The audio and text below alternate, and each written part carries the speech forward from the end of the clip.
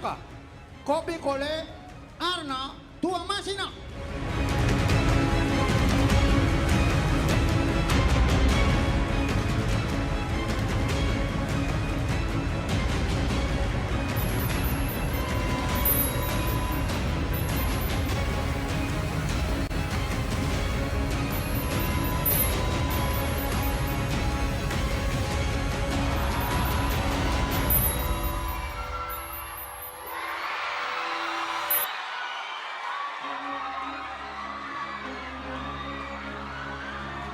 Ary dia no batainy baky zara mihitsy a copier-coller arina satria hiakatra any amin'ny demi-finale.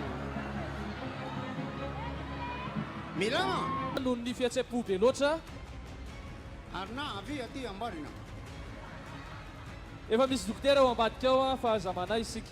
Mangina amizay farany zao anakiroa tavela mandroso ny iray raha afaka ny iray.